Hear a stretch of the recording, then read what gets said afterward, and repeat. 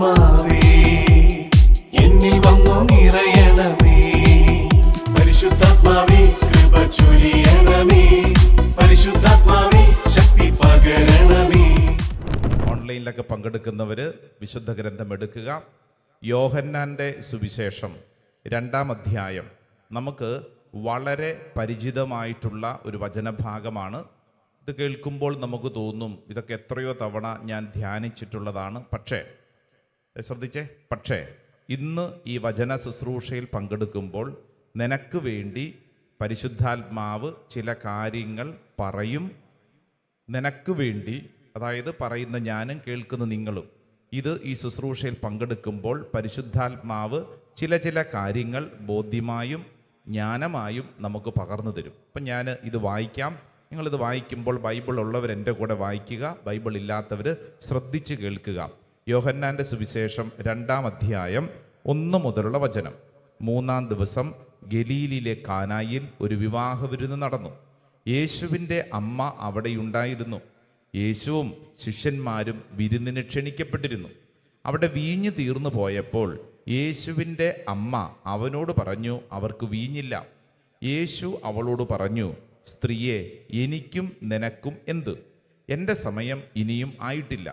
അവൻ്റെ അമ്മ പരിചാരകരോട് പറഞ്ഞു, അവൻ നിങ്ങളോട് പറയുന്നത് ചെയ്യുവിൻ. യഹൂദരുടെ ശുദ്ധീകരണ കർമ്മത്തിനുള്ള വെള്ളം നിറയ്ക്കുന്ന 6 കൽഭരണികൾ അവിടെയുണ്ടായിരുന്നു. ഓരോന്നിലും 2-3 അളവ് കൊള്ളുമായിരുന്നു. ഭരണികളിൽ വെള്ളം നിറയ്ക്കുവിനെന്ന് യേശു അവരോട് കൽപ്പിച്ചു. അവർ അവയെല്ലാം വക്കോളം നിറച്ചു. ഇനി പകർന്ന് കലവറക്കാരൻ്റെ അടുത്തുകൊണ്ട് ചെല്ലുവിനെന്ന് അവൻ പറഞ്ഞു. അവർ അപ്രകാരം ചെയ്തു. കലവറക്കാരൻ വീഞ്ഞായി മാറിയ ആ വെള്ളം രുചിച്ചു നോക്കി. അതെവിടെ നിന്നാണെന്ന് അവൻ അറിഞ്ഞില്ല. എന്നാൽ വെള്ളം കോരിയ പരിചാരകർ അറിഞ്ഞിരുന്നു. അവൻ മണവാളനെ വിളിച്ചു പറഞ്ഞു, എല്ലാവരും മേൽത്തരം വീഞ്ഞ് ആദ്യം വിളമ്പുന്നു, അതിഥികൾക്ക് ലഹരി പിടിച്ചു കഴിയുമ്പോൾ താഴ്ന്ന തരവും. എന്നാൽ നീ നല്ല വീഞ്ഞ് ഇതുവരെയും സൂക്ഷിച്ചു വെച്ചല്ലോ. യേശു തൻ്റെ മഹത്വം വെളിപ്പെടുത്തുന്നതിന് പ്രവർത്തിച്ച അടയാളങ്ങളുടെ ആരംഭമാണ് ഗലീലിലെ കാനായിൽ ചെയ്ത ഈ അത്ഭുതം. അവൻ്റെ ശിഷ്യന്മാർ അവനിൽ വിശ്വസിച്ചു. ഹല്ലേലൂയാ, ഹല്ലേലൂയാ. പറഞ്ഞേ ഹല്ലേലൂയാ, ഹല്ലേലൂയാ. ശ്രദ്ധിച്ചേ, കാനായിലെ വിവാഹ വിരുന്ന്. ഈ വചനഭാഗം ആദ്യമായിട്ട് കേൾക്കുന്നവരാണോ? അല്ലല്ല, ചെറുപ്പകാലം മുതൽ കേട്ട് നല്ല പരിചയമുള്ള വചനഭാഗമാണ്. ഏത്? കാനായിലെ വിവാഹ വിരുന്ന്.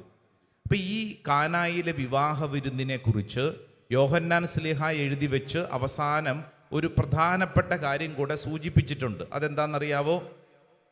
11-ാം വചനം. യേശു തൻ്റെ മഹത്വം വെളിപ്പെടുത്തുന്നതിന് പ്രവർത്തിച്ച അടയാളങ്ങളുടെ ആരംഭമാണ് ഗലീലിലെ കാനായിൽ ചെയ്ത ഈ അത്ഭുതം. അവൻ്റെ ശിഷ്യന്മാർ അവനിൽ വിശ്വസിച്ചു. ശ്രദ്ധിച്ച് പറഞ്ഞ ഹല്ലേലൂയാ, ഹല്ലേലൂയാ. ശ്രദ്ധിച്ചോളൂ.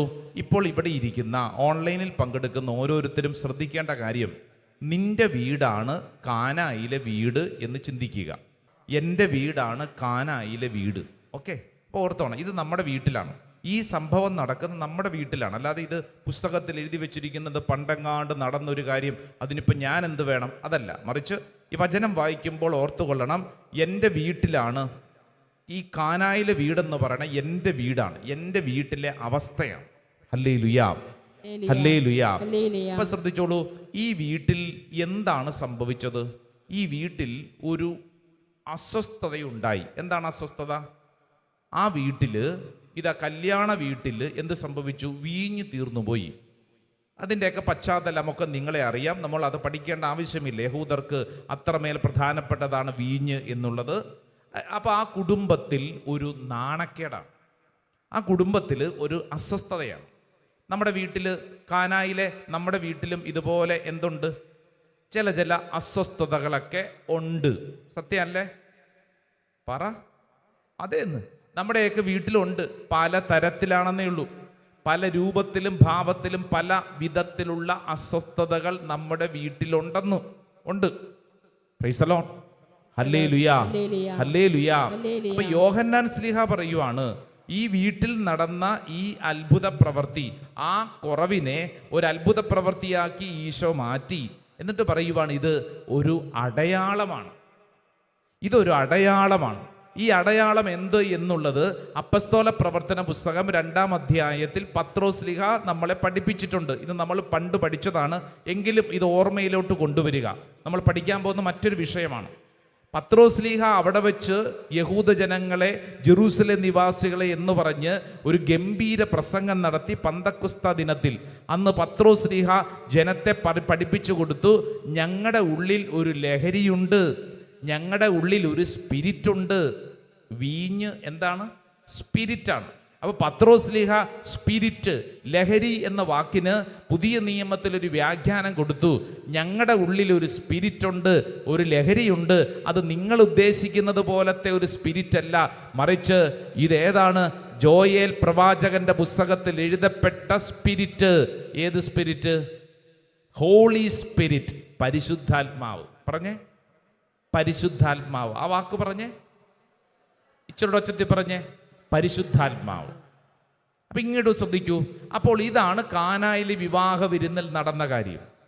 ഇവിടെ ഈ ശുശ്രൂഷയിൽ പങ്കെടുക്കുന്ന എല്ലാവരും തന്നെ ഏതെങ്കിലും കുടുംബത്തോട് ബന്ധപ്പെട്ടാണ് ജീവിക്കുന്നത്, അല്ലേ? കുടുംബത്തിലാണ് നമ്മൾ പിറന്നതൊരു വീട്ടിലാണ്. ഭാര്യ ഭർത്ത ബന്ധം, മക്കൾ, മാതാപിതാക്കൾ, ഇങ്ങനെ വലിയ ഒരു ബന്ധത്തിൻ്റെ ഒരു കെട്ടിലാണ്, ആ ബന്ധത്തിനുള്ളിലാണ് നമ്മുടെ ജീവിതം ഇങ്ങനെ വളർന്നുകൊണ്ടിരിക്കുന്നത്.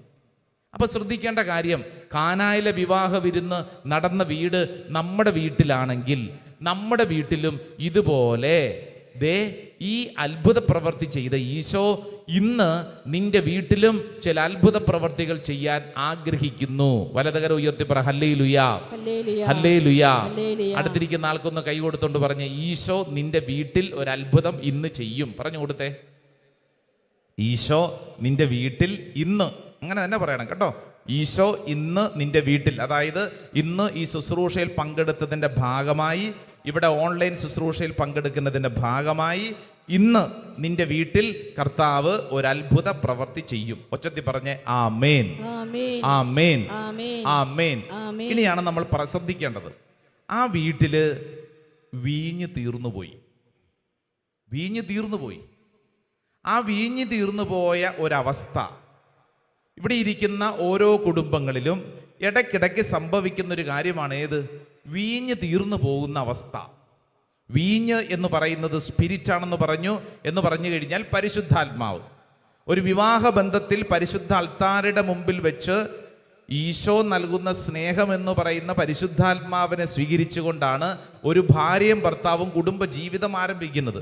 അപ്പോൾ ഇവർ രണ്ടുപേരെയും കണക്ട് ചെയ്യുന്ന ലിങ്ക് എന്ന് പറയുന്നത് എന്താണ്? പരിശുദ്ധാത്മാവാണ്, ഹോളി സ്പിരിറ്റാണ്.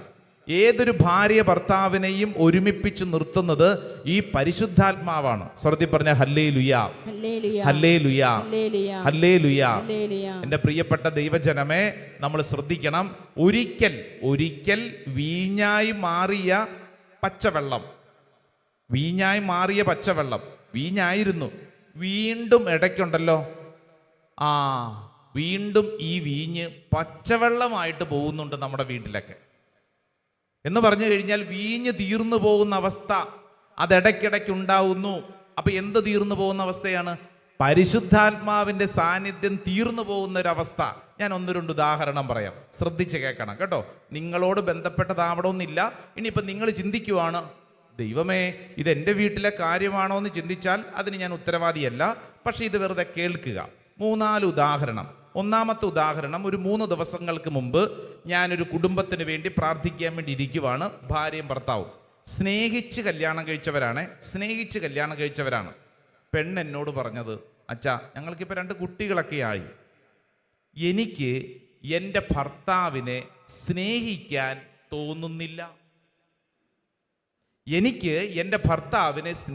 തോന്നുന്നില്ല. ഞാൻ സംസാരിച്ചു വന്ന വിഷയത്തിൻ്റെ ഗൗരവം എന്ന് പറഞ്ഞു കഴിഞ്ഞാൽ, ഇവർ രണ്ടുപേരും 2 മുറിയിലാണ് ഇപ്പം കിടപ്പ്. മക്കളിപ്പോൾ ചെറുതാണെങ്കിൽ ഇതുങ്ങൾക്ക് ബുദ്ധിയും ബോധമൊക്കെ ഉണ്ട്. അപ്പം ഞാൻ ചോദിച്ചു, ഈ കുഞ്ഞുങ്ങളൊക്കെ നിങ്ങൾ തമ്മിലുള്ള അകൽച്ച കാണുന്നില്ലേ? ഇല്ല ച, അവരൊന്നും കാണാതെയാണ് ഞങ്ങൾ ഇപ്പോൾ കൈകാര്യം ചെയ്തുകൊണ്ടിരിക്കുന്നത്. മാനസികമായിട്ട് ഞങ്ങൾ അകന്നുപോയി. ഭാര്യ പറഞ്ഞ സ്റ്റേറ്റ്മെന്റ് ഇതാണ്, എനിക്ക് എൻ്റെ ഭർത്താവിനെ സ്നേഹിക്കാൻ തോന്നുന്നില്ല. അച്ഛാ, അതെന്നാന്ന് അറിഞ്ഞുകൂടച്ചാ? എനിക്ക് എൻ്റെ ഭർത്താവിനെ സ്നേഹിക്കാൻ തോന്നുന്നില്ല. ഇത് ഞാൻ പറയുമ്പോഴത്തേക്ക് ഇവിടെ ഇരിക്കുന്ന കുടുംബജീവിത വഴികളിൽ നിങ്ങളുടെ ജീവിത പങ്കാളിയെ സ്നേഹിക്കാൻ തോന്നുന്നില്ല. ഒരിക്കൽ സ്നേഹിച്ചുകൊണ്ടിരുന്നവരാണ്, ഒരിക്കൽ സ്നേഹിച്ചുകൊണ്ടിരുന്നു, ഇന്നപ്പോൾ സ്നേഹിക്കാൻ തോന്നുന്നില്ല. അപ്പം ഞാൻ ഇവരോട് സംസാരിച്ച് വന്നപ്പോഴത്തേക്കാണ് ഈ ഭാര്യയും ഭർത്താവും കൂടെ അവർ വളരെ ഓപ്പണായിട്ട് സംസാരിക്കുന്നത്. അവർ പറഞ്ഞൊരു കാര്യം, അച്ഛാ എന്താണെന്നറിഞ്ഞുകൂടാ, കുറച്ച് നാളായിട്ടൊരു വല്ലാത്തൊരവസ്ഥയിലാണ്, വല്ലാത്ത അവസ്ഥയിൽ. ഒന്ന് പറഞ്ഞ് രണ്ട് പറഞ്ഞ് മൂന്നാമത്തതിന് അടിപിടി വഴക്ക്. ഞങ്ങൾ പണ്ട് ഇങ്ങനെയല്ലായിരുന്നു അച്ഛാ. ഇപ്പോഴത്തെ അവസ്ഥ ഒന്ന് പറഞ്ഞ് രണ്ട് പറഞ്ഞ് എന്താണെന്നറിഞ്ഞുകൂടാ, ഞങ്ങൾക്ക് രണ്ടുപേർക്കും ഒരു സ്വസ്ഥതയില്ല.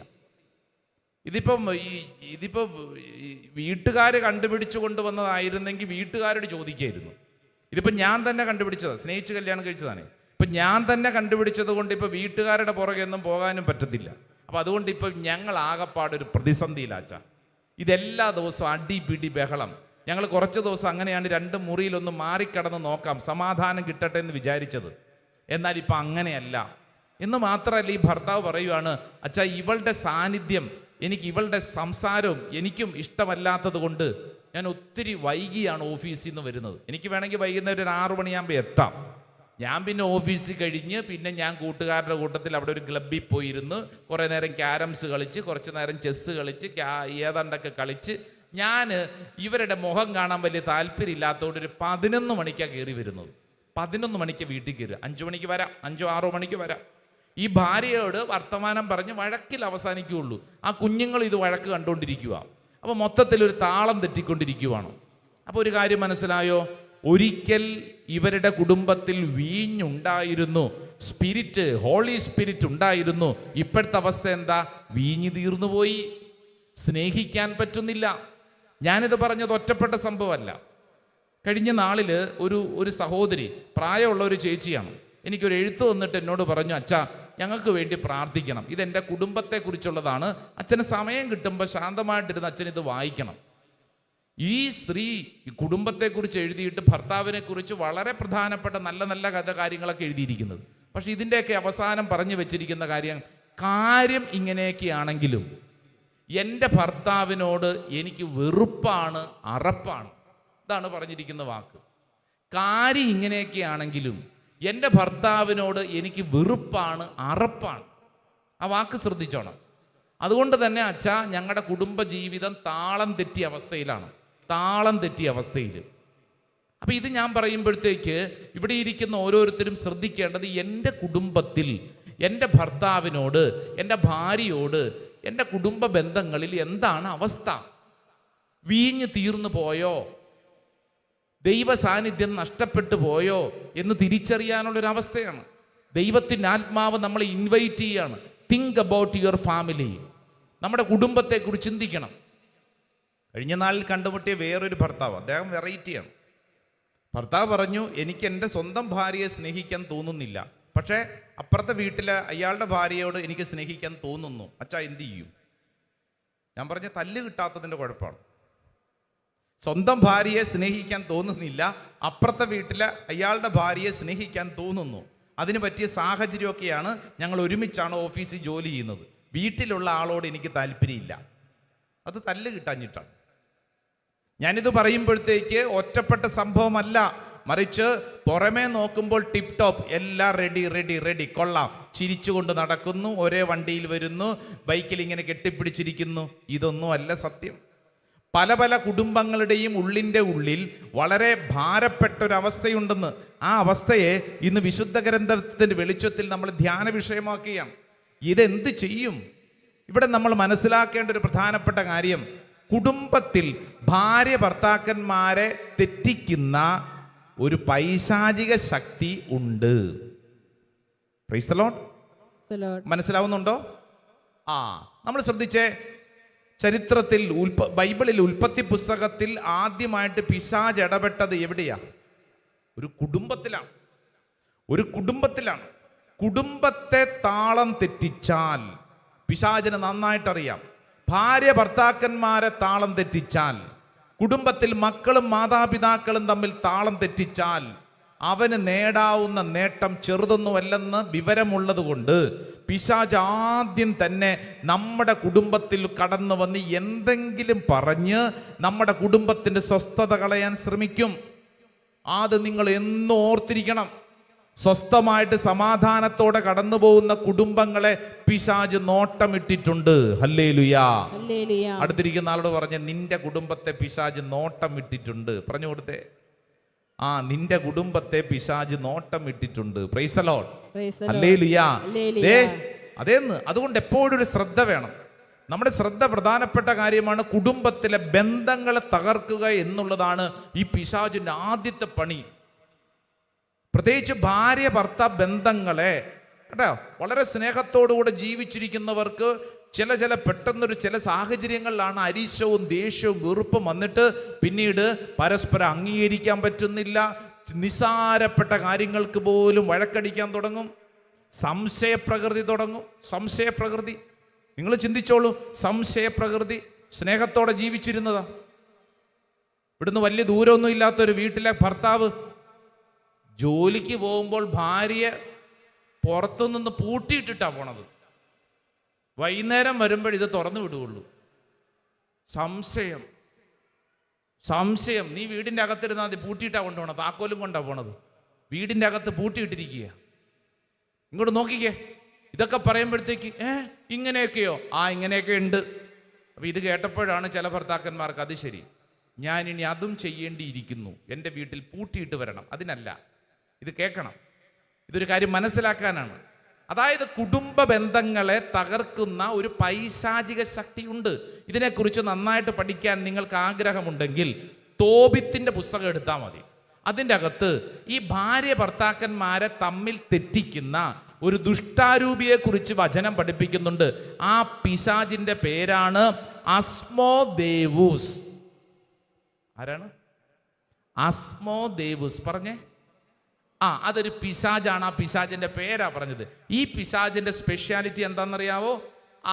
ഈ സ്പെഷ്യാലിറ്റിയാണ് ഭാര്യ ഭർത്താക്കന്മാരെ തെറ്റിക്കും. അതിൽ സ്പെഷ്യൽ ഡോക്ടറേറ്റ് എടുത്തിരിക്കുന്ന ആളാണ് അസ്മോദേവൂസ്. അങ്ങനെ ഒരു പൈശാചിക ശക്തിയെക്കുറിച്ച് നമ്മുടെ തോബിത്തിന്റെ പുസ്തകം 3-ാം അധ്യായം അതിന്റെ 8-ാം തിരുവചനം വായിച്ചാലോ? തോബിത്തിന്റെ പുസ്തകം 3-ാം അധ്യായം 8-ാം വചനം. 7 പ്രാവശ്യം വിവാഹം ചെയ്തവളാണവൾ. എന്നാൽ അവളെ പ്രാപിക്കുന്നതിന് മുൻപ് ഓരോ ഭർത്താവും അസ്മോദേവൂസ് എന്ന ദുഷ്ടപിശാചിനാൽ വധിക്കപ്പെട്ടിരുന്നു. അസ്മോദേവൂസ് എന്താണ് പേര്? അസ്മോദേവൂസ് എന്ന് പറഞ്ഞു കഴിഞ്ഞാൽ റെഗുവേലിന്റെ മകള് അല്ലെ? റെഗുവേലിന്റെ മകളായിട്ടുള്ള സാറായെ എപ്പോഴും പീഡിപ്പിക്കാൻ വേണ്ടി, ഇവളുടെ കുടുംബജീവിതത്തെ തകർക്കാൻ വേണ്ടി കച്ചകെട്ട ഇറങ്ങിയിരിക്കുന്ന ഒരു പൈശാചിക പീഡ.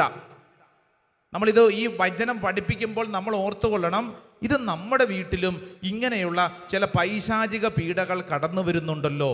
നമ്മുടെ വീട്ടിലെ സ്വസ്ഥത കളയാൻ വേണ്ടി, നമ്മുടെ വീട്ടിലെ സമാധാനം കളയാൻ വേണ്ടി സമാനമായിട്ടുള്ള ചില പൈശാചിക പീഡകൾ നമ്മുടെ വീട്ടിലും കടന്നു വരുന്നു. ഈ അസ്മോദേവൂസിനെ കുറിച്ച് വിശുദ്ധ ഗ്രന്ഥം പഠിപ്പിക്കുമ്പോൾ വർഷങ്ങൾക്ക് മുമ്പ് എങ്ങാണ്ടുണ്ടായിരുന്ന ഒരു ഈവിൾ സ്പിരിറ്റിനെ കുറിച്ച് മാത്രമല്ല, ഇന്നും നമ്മുടെ കുടുംബങ്ങളിൽ ഈ പൈശാചിക ശക്തി കടന്നു വന്ന് എപ്പോഴും പീഡിപ്പിക്കാനൊരു സാധ്യതയുണ്ടെന്ന്. അതുകൊണ്ടാണ് ഞാൻ പറഞ്ഞത്, നമ്മൾ വളരെ ശ്രദ്ധിക്കേണ്ട ഒരു മേഖലയാണ് നമ്മുടെ വീട്. നമ്മുടെ വീട്ടിൽ സമാധാനം കിട്ടിയില്ലെങ്കിൽ ആ വ്യക്തി എവിടെ പോയാലും പ്രശ്നം ഉണ്ടാക്കും. നിങ്ങൾ ശ്രദ്ധിച്ചോളൂ.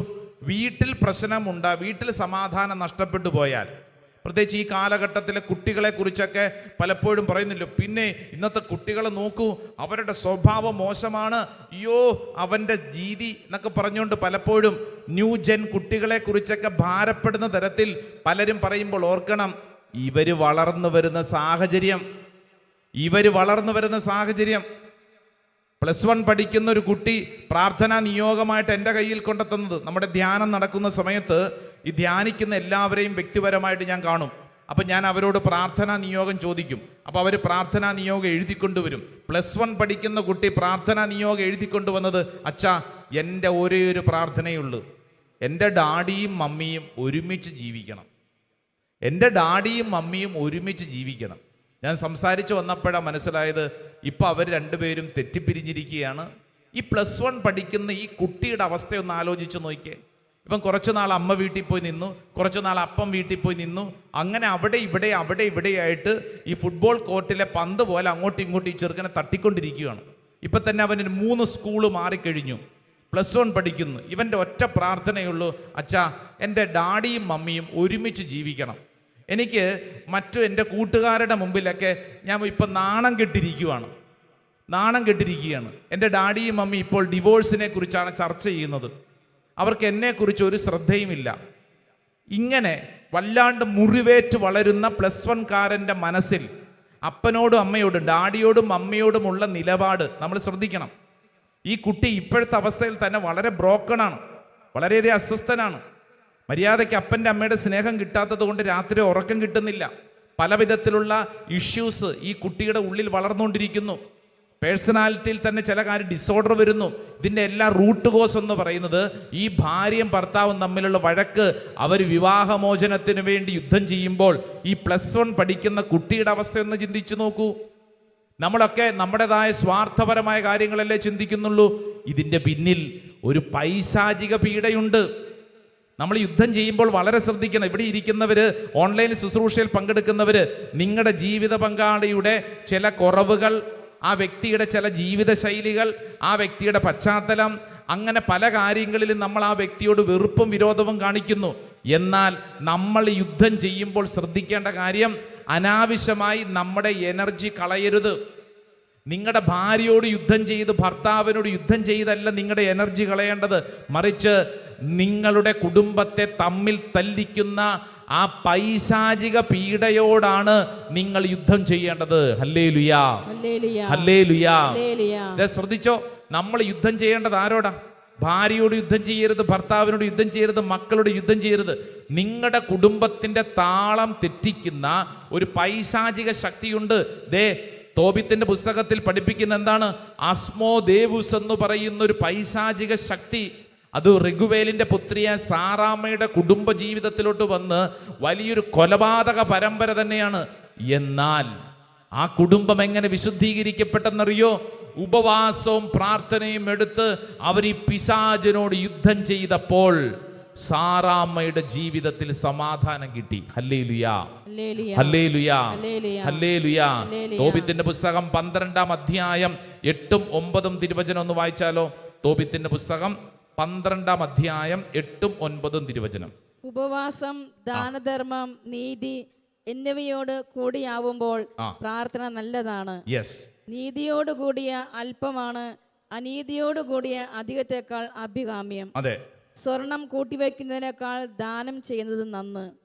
ദാനധർമ്മം മരണത്തിൽ നിന്ന് രക്ഷിക്കുന്നു, അത് സകല പാപങ്ങളും തുടച്ചു നീക്കുന്നു. പരോപകാരവും നീതിയും പ്രവർത്തിക്കുന്നവർ ജീവിതത്തിന്റെ പൂർണ്ണത ആസ്വദിക്കും. ഹല്ലേലൂയാ, ഹല്ലേലൂയാ. തോബിത്തിന്റെ പുസ്തകം നമുക്ക് നൽകുന്ന ഒരു മാതൃക. തോബിത്തിന്റെ പുസ്തകം 12-ാം അധ്യായം 8ഉം 9ഉം. ഇവിടെ ഇത് കേട്ടുകൊണ്ടിരിക്കുന്നവര്, നിങ്ങളുടെ കുടുംബങ്ങളിൽ ഇന്ന് പരസ്പരം ഏതെങ്കിലും തരത്തിൽ വഴക്ക്, അസ്വസ്ഥത, തമ്മിൽ തല്ലുണ്ടെങ്കിൽ ശ്രദ്ധിക്കേണ്ട കാര്യം, തോബിത്തിന്റെ പുസ്തകം നമ്മളെ ഒരു കൃത്യമായൊരു കാര്യം പഠിപ്പിക്കുന്നു. എന്തു ചെയ്യണം? ഈ പിശാചിനെതിരെ നീ യുദ്ധം ചെയ്യണം. ഈ തിന്മയ്ക്കെതിരെ നീ യുദ്ധം ചെയ്യണം. അല്ലാതെ വ്യക്തിക്കെതിരെ യുദ്ധം ചെയ്യരുത്. വ്യക്തിക്കെതിരെ യുദ്ധം ചെയ്തു കഴിഞ്ഞാൽ അത് ജീവിതത്തിന്റെ സ്വസ്ഥത നഷ്ടപ്പെടുത്തി കളയും. കഴിഞ്ഞ നാളിൽ ഇവിടെ ഞാൻ പറഞ്ഞൊരു സംഭവം, ഭാര്യയും ഭർത്താവും കൂടെ വഴക്കുണ്ടാക്കിയിട്ട് ഭാര്യ പിണങ്ങി വീട്ടിൽ പോയി നിൽക്കുന്നു. എന്നിട്ട് എന്നോട് പറഞ്ഞത്, അച്ഛാ അയാളെ ഞാനൊരു പാഠം പഠിപ്പിക്കും, അയാളെ ഞാനൊരു പാഠം പഠിപ്പിക്കും, അയാളെ ഞാനൊരു പാഠം പഠിപ്പിക്കും. അപ്പോൾ മംഗളകരമായൊരു കാര്യം അവരുടെ വീട്ടിൽ നടക്കുക എന്ന് പറഞ്ഞാൽ പള്ളിപ്പെരുന്നാൾ ഏറ്റു നടത്തുന്ന ആളാണ് ഈ പ്രസിഡന്റ്, ഈ കുടുംബം. അപ്പം ഞാൻ പറഞ്ഞു, ഈ സമയത്ത് നാട്ടുകാരെല്ലാവരും ചോദിക്കത്തില്ലേ, കുടുംബത്തിലെ ഭാര്യ എവിടെ, പിള്ളേരെവിടെ? അച്ഛാ ഇതാണ് സമയം, ഇയാളെ ഈ സമയത്ത് നാണം കെടുത്തണം, ഈ സമയത്ത് നാണം കെടുത്തണം. ഞാൻ ചോദിച്ചു എന്താ പ്രശ്നം? അയാളെ ഭയങ്കര ദേഷ്യക്കാരനാ, ഭയങ്കര ദേഷ്യക്കാരനാ. അയാൾ കഴിഞ്ഞ ദിവസം എന്നെ തല്ലി അച്ഛാ. ഞാൻ അന്നാ പെട്ടിയും പ്രമാണം എടുത്ത് എൻ്റെ വീട്ടിലോട്ട് പോകുന്നതാ. അയാൾ ഒരു പാഠം പഠിപ്പിക്കണം. ഞാൻ ചോദിക്കട്ടെ, ഈ പാഠം പഠിപ്പിക്കുന്നത് ആരെയാ സത്യത്തിൽ? ഈ ഭാര്യ ഇപ്പൊ പാഠം പഠിപ്പിക്കാൻ പോകുന്ന ഭർത്താവിനെയാണ്. അതുകൊണ്ട് എന്ത് ഗുണം? സത്യത്തിൽ യുദ്ധം ചെയ്യേണ്ടത് ആരോടാ പറ? പിശാചിനോടാണെന്ന്. പിശാചിനോട് യുദ്ധം ചെയ്യാതെ വ്യക്തിയോട് യുദ്ധം ചെയ്യാൻ പോയിട്ട് വല്ല കാര്യമുണ്ടോ? അതുകൊണ്ട് എന്ത് മെച്ചം? നമ്മൾ അങ്ങനെ ചെയ്യരുത്. ഇവിടെ ഇരിക്കുന്ന ആരെങ്കിലും അപ്രകാരമുള്ള ഏതെങ്കിലും ജീവിതാവസ്ഥ, നിങ്ങളുടെ ജീവിത പങ്കാളി നിങ്ങൾക്ക് ഉൾക്കൊള്ളാൻ പറ്റുന്നില്ല, നിങ്ങളുടെ ജീവിത പങ്കാളി പിണങ്ങിപ്പോയി, അങ്ങനെ പ്രശ്നം ഇങ്ങനെ പ്രശ്നം പലതുകൊണ്ട്, നിങ്ങൾ ആ വ്യക്തിയോട് യുദ്ധം ചെയ്യാമല്ല ചെയ്യേണ്ടത്. മറിച്ച് നിങ്ങൾ തോബിത്തിന്റെ പുസ്തകം നമ്മളോട് പറയുന്നു. ഒന്നും കൂടെ വായിച്ചേ, 12-ാം അധ്യായം 8-ാം വചനം വായിച്ചേ. 12:8. ഉപവാസം, ദാനധർമ്മം, നീതി. ഉപവാസം, ദാനധർമ്മം, നീതി. പറഞ്ഞേ 3 കാര്യങ്ങൾ. ഉപവാസം, ദാനധർമ്മം, നീതി. വളരെ പ്രധാനപ്പെട്ട 3 കാര്യങ്ങൾ. ഉപവാസം എന്ന് പറഞ്ഞു കഴിഞ്ഞാൽ ശരീരത്തിൽ ത്യാഗമെടുത്ത് പ്രാർത്ഥിക്കണം. ശരീരത്തിൽ ത്യാഗമെടുത്ത് പ്രാർത്ഥിക്കണം. ആരോടാ യുദ്ധം ചെയ്യണത്? ഇതാ വചനം പഠിപ്പിക്കുന്നു. സാറ യുദ്ധം ചെയ്യേണ്ടി വന്നത് അസ്മോദേവുസിനോടാണ്. അതൊരു പൈശാചിക പീഡയാണ്. ആ പൈശാചിക പീഡയോട് യുദ്ധം ചെയ്യാൻ നീ എന്ത് ചെയ്യണം? വെറുതെ സുഖകരമായിട്ട് പ്രാർത്ഥിച്ചാൽ പോരാ, വില കൊടുത്ത് പ്രാർത്ഥിക്കണം. അതിനാണ് ഉപവാസം. ഈശോ പറഞ്ഞില്ലേ, ഈ വർഗം പുറത്തു പോകണമെങ്കിൽ 2 കാര്യം. ഏതൊക്കെയാ? ഉപവാസവും പ്രാർത്ഥന. അതിനാ നമ്മൾ ശരീരത്തിൽ ത്യാഗമെടുത്ത് പ്രാർത്ഥിക്കുക എന്ന് പറയുന്നത്. ശരീരത്തിൽ ത്യാഗമെടുത്ത് പ്രാർത്ഥിക്കുക. Price the Lord. Hallelujah, hallelujah. അപ്പൊ 3 കാര്യങ്ങൾ തോബിത്തിന്റെ പുസ്തകത്തിൽ നമ്മുടെ മുമ്പിൽ പഠിപ്പിക്കണം. എന്തൊക്കെയാണ് 3 കാര്യങ്ങൾ? ഒന്നാമത്തെ കാര്യം ഉപവാസം. രണ്ടാമത്തത് ദാനധർമ്മം. അതിന്റെ അർത്ഥം ദാനധർമ്മം എന്ന് പറഞ്ഞ എന്താ അർത്ഥം? ദാനധർമ്മം എന്ന് പറഞ്ഞ എന്താ അർത്ഥം? നമ്മുടെ ജീവിതത്തിൽ ദൈവം നമുക്ക് നൽകുന്നത് മറ്റുള്ളവർക്കും കൂടെ കൊടുക്കാൻ നമ്മൾ പഠിക്കണം. ഇപ്പൊ ഏതെങ്കിലും ധ്യാന കേന്ദ്രങ്ങളിലോ പള്ളിയിലോ ഇതിനെക്കുറിച്ച്, ദാനധർമ്മത്തെക്കുറിച്ച് പറഞ്ഞ എല്ലാവരും കൂടെ ചിന്തിക്കുന്ന സ്തോത്ര കാഴ്ച, എന്നിട്ട് തലയ്ക്കകത്തോട്ട് വരുന്നത് പിരിവ്, പിരിവ്, പിരിവ്. ഞാനിവിടെ പറയുന്നത് പിരിവിനെ കുറിച്ചല്ല, മറിച്ച് ദാനധർമ്മം എന്ന് പറഞ്ഞാൽ ഒരു ദൈവീക പ്രവൃത്തിയാണെന്ന്. നിങ്ങൾക്ക് ആ വചനം ഒന്നും കൂടെ വായിച്ചാൽ അതിന്റെ ഗൗരവം മനസ്സിലായി. 8-9 ഒന്നും കൂടെ വായിച്ചേ. ഉപവാസം, ദാനധർമ്മം, നീതി എന്നിവയോട് കൂടെയാവുമ്പോൾ പ്രാർത്ഥന നല്ലതാണ്. പ്രാർത്ഥന നല്ലതാണ്. എന്നിട്ട് നീതിയോട് കൂടിയ അല്പമാണ് അനീതിയോട് കൂടിയ അധികത്തെക്കാൾ അഭികാമ്യം. സ്വർണം കൂട്ടിവെക്കുന്നതിനേക്കാൾ ദാനം ചെയ്യുന്നത് നന്ന്. ദാനം ചെയ്യുന്നത് നന്ന്. എന്നിട്ട് ദാനധർമ്മം മരണത്തിൽ നിന്ന് രക്ഷിക്കുന്നു. ദാനധർമ്മം മരണത്തിൽ നിന്ന് രക്ഷിക്കുന്നു. അത് സകല പാപങ്ങളും തുടച്ചു നീക്കുന്നു. അത് സകല പാപങ്ങളും തുടച്ചു നീക്കുന്നു. കണ്ടോ? മറ്റുള്ളവർക്ക് നീ കൊടുക്കാൻ മനസ്സ് കാണിക്കുന്നതനുസരിച്ച് സംഭവിക്കുന്ന കാര്യം സകല പാപങ്ങളും തുടച്ചു നീക്കുന്നു. സ്വരമുയർത്തി പറഞ്ഞ ഹല്ലേലൂയാ, ഹല്ലേലൂയാ. എന്റെ പ്രിയപ്പെട്ടവരെ, ഇതാ തോബിത്തിന്റെ പുസ്തകം നമ്മളോട് പറയുന്നു, നമ്മുടെ കുടുംബത്തിൽ സമാധാനം തിരിച്ചു പിടിക്കാൻ, ഇതാ അസ്മോദേവൂസ് എന്ന് പറയുന്ന ഈ പൈശാചിക ശക്തിയോട് എതിരിടാൻ വേണ്ടി നമ്മൾ എടുക്കേണ്ട ചില നിലപാടിൽ ഒരു പ്രധാനപ്പെട്ട കാര്യമാണ് ദാനധർമ്മം ചെയ്യാൻ, നീതിയോടുകൂടെ പെരുമാറാൻ, ഉപവാസമെടുത്ത് പ്രാർത്ഥിക്കാനുള്ള തീരുമാനം. വലതുകര ഉയർത്തി പറ ഹല്ലേലൂയാ, ഹല്ലേലൂയാ, ഹല്ലേലൂയാ, ഹല്ലേലൂയാ. അങ്ങനെ പ്രാർത്ഥിക്കുമ്പോൾ ഈ പൈശാചിക പീഡ വിട്ടുമാറും. അതാണ് അതിന്റെ പ്രത്യേകത. അങ്ങനെ പ്രാർത്ഥിക്കാൻ നീ തീരുമാനമെടുത്താൽ, നമ്മുടെ വീട്ടിൽ പ്രാർത്ഥന ഉയർന്നു കഴിഞ്ഞാൽ, ശ്രദ്ധിച്ചോണം, ഒട്ടുമുക്കാലും നമ്മുടെ കുടുംബത്തിൽ പ്രശ്നങ്ങൾ രൂപപ്പെട്ടതിൻ്റെ റൂട്ട് എവിടെയാണെന്നറിയാവോ? കുടുംബ പ്രാർത്ഥന മുടങ്ങിപ്പോയി, പ്രാർത്ഥനാ ശൈലി മുടങ്ങിപ്പോയി. അപ്പോൾ ഓർത്തുകൊള്ളണം, അവിടെ പൈശാചികമായ ചില കാര്യങ്ങൾ അവിടെ പ്രവർത്തിക്കാൻ തുടങ്ങും. നമ്മുടെ സ്വസ്ഥത നഷ്ടപ്പെട്ടു പോകും. പ്രൈസ് ദി ലോർഡ്, ഹല്ലേലൂയാ, ഹല്ലേലൂയാ. നിങ്ങൾ വളരെ ശ്രദ്ധിക്കണം. വീട്ടില് ഏതെങ്കിലും തരത്തിലുള്ള അസ്വസ്ഥതകളൊക്കെ ഉണ്ടെങ്കിലും കുടുംബ പ്രാർത്ഥന മുടക്കരുത് കേട്ടോ. കുടുംബ പ്രാർത്ഥന മുടക്കരുത്. കാരണം അടുത്ത തലമുറയ്ക്ക് നിങ്ങൾക്ക് കൊടുക്കാവുന്ന ഏറ്റവും വലിയ സമ്പത്താണ്. കുടുംബ പ്രാർത്ഥന മുടക്കരുത്. പ്രൈസ് ദി ലോർഡ്, ഹല്ലേലൂയാ, ഹല്ലേലൂയാ. ഈ കാര്യം വളരെ ശ്രദ്ധിച്ചോണം. കാര്യം എന്തെല്ലാം പ്രശ്നങ്ങൾ ഉണ്ടായാലും ഇത് നമ്മൾ മുടക്കരുത്. അത് കുടുംബത്തെ പരസ്പരം ബന്ധങ്ങളെ ചേർത്ത് നിർത്തുന്ന വലിയ ഒരു ദൈവശക്തിയാണ്. വ്യക്തികളിൽ ഉണ്ടാവുന്ന ഏതൊക്കെ കുറവുകളെയും ഈ ദൈവത്തിന്റെ ശക്തിയാൽ അത് നിർവീര്യമാക്കപ്പെടും.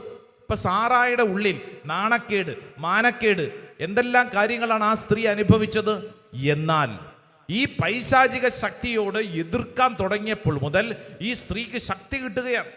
നിന്റെ വീട്ടിലും നിനക്ക് ചെയ്യാവുന്ന ഏറ്റവും നല്ല കാര്യം എന്താണ്? നീ വ്യക്തിയോട് യുദ്ധം ചെയ്യാൻ പോകാതെ, മറിച്ച് പരിശുദ്ധാത്മാവിന്റെ ശക്തിയിൽ ആശ്രയിച്ച് നന്നായിട്ട് പ്രാർത്ഥിക്കുന്നതനുസരിച്ച് നിന്റെ ഉള്ളിൽ അത്ഭുതകരമായ കൃപ ലഭിക്കും. Price the Lord. Hallelujah, hallelujah. ഞാൻ കുറച്ച് നാളുകൾക്ക് മുമ്പ് കേട്ട ഒരു സാക്ഷ്യം, ഒരു സ്ത്രീയുടെ സാക്ഷ്യം. ആ സ്ത്രീ, ഞാൻ നേരത്തെ പറഞ്ഞ സമാനമായ അനുഭവം, ഭർത്താവിനെ സ്നേഹിക്കാൻ പറ്റുന്നില്ല. അപ്പൊ അങ്ങനെ നിൽക്കുന്ന സമയത്താണ് ഒരു ധ്യാന ശുശ്രൂഷയിൽ പങ്കെടുക്കുന്നത്.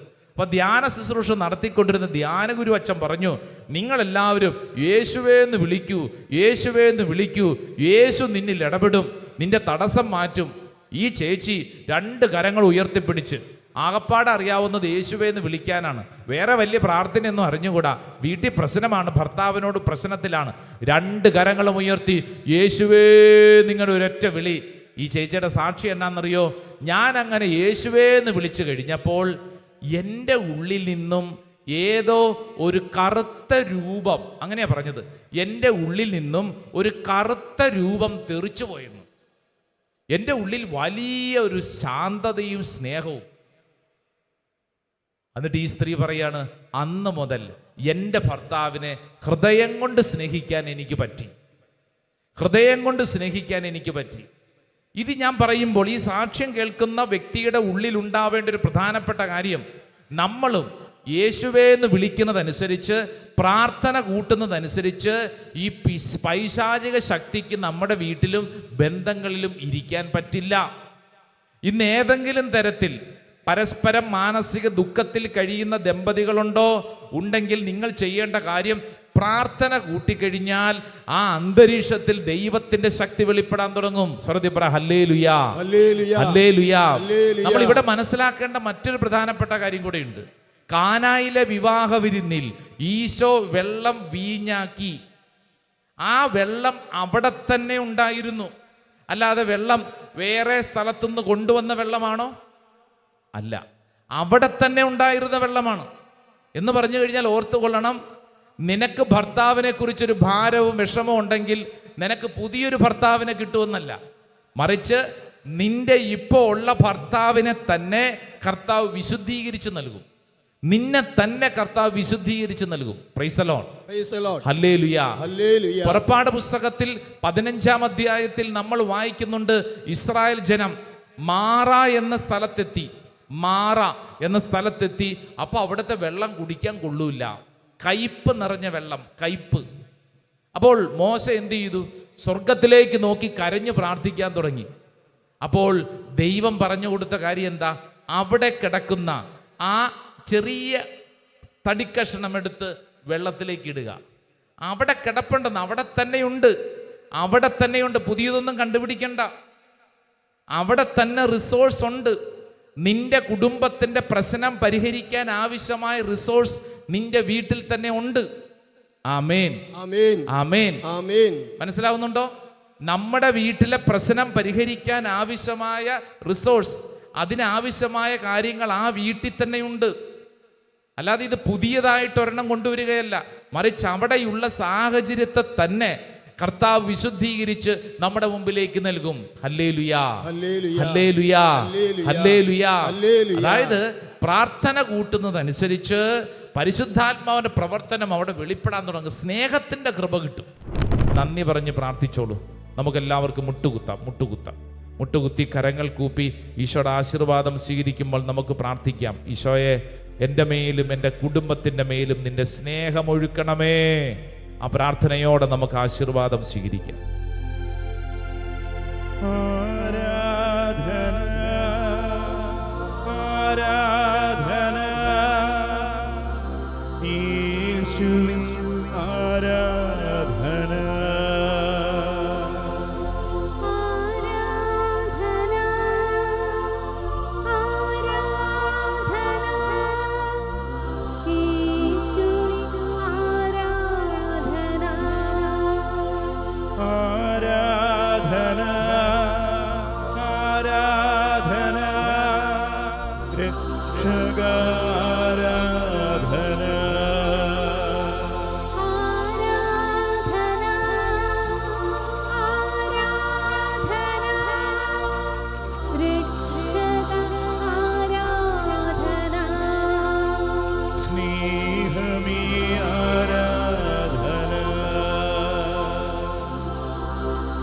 പരിശുദ്ധ പരമ ദിവ്യകാരുണ്യമേ